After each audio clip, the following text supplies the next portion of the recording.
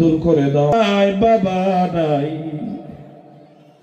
এই দুনিয়ার জমিনে সুখ ডাকতে পারবি, বাবা ডাকটা হারায়া গেছে।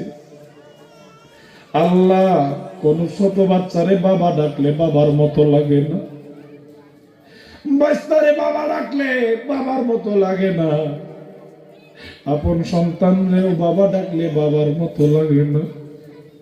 আল্লাহ, এই কথা আমার চাইতে বেশি বুঝতো তোমার বেশি নবী। আল্লাহ, বিশ্ব নবী জন্মের পরে বাবা হারায় এতিম হয়ে গেছে। আল্লাহ, তোমার নবী বলছে গো, কোন এতিমের সামনে আপন সন্তান রে আদর করিও না। নবী আমার চোখের পানি ছেড়ে দিয়ে সাহাবাদেরকে বলতেন, ও সাহাবারা, কোন এতিমের সামনে আপন সন্তানের গালে চুমা খাইও না। এতিমের সামনে যদি তোমার সন্তানরে আদর করো গো, ওই এতিম নিজের বাপের কথা মনে করে মনটা কান্দা দিবে গো। ওই এতিমের মনটা ভাঙ্গা যাবে। ওই এতিম বলবে, আল্লাহ,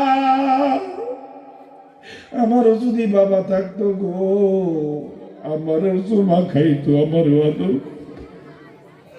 আল্লাহ, শিশু নবী একদিন ময়দানের মধ্যে বসে কান্দে, নবীরে তালাশ করে পায় না।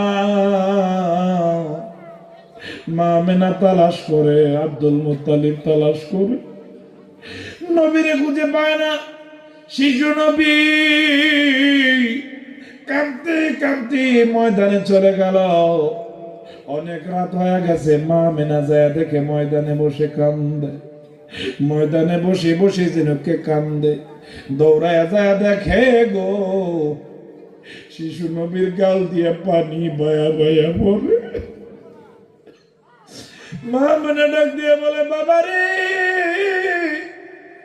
তোমারে কেউ মারছে নাকি গো? শিশু নবী ডাক দিয়ে বলে, মা গো, ও মা, আমারে কেউ মারে নাই, আমারে কেউ মারে নাই গো মা। শিশু নবী ডাক দিয়া বলে, মা গো, মা গো, তুমি কও না কথা, মা গো, তুমি কও না কথা। ও মা, বুকে আমার বাবার ব্যথা। মা গো, আমি বাড়ির সকাল থেকে নিয়ে সন্ধ্যা পর্যন্ত দেখি অনেক ছেলের বাবারা আসে, ছেলেরে কুলে নেয়, গালে চুমা দেয়, কপালে চুমা দিয়ে কান্দে উঠায়া হাসতে হাসতে বাড়িতে যায়। মাগো, আমি লক্ষ্য করি গো, ও মা, আমার বাবা কোথায়? রব্বুল আলামিন জাকির ভাইয়ের বাবার কবরটাকে তুমি জান্নাতের বাগে। আল্লাহ, মুসাফির হয়ে দোয়া করলাম গো, আল্লাহ, এই ভাইজান বাবার পাগল, আল্লাহ ভাইজানের বাবার কবরটারে জান্নাতের টুকরা বানায়। আল্লাহ, ভাইজান যখন বৃদ্ধ হয়ে যাবে, এই ভাইজানের সন্তানদেরকেও ভাইজানের জন্য পাগল বানায়া দিও।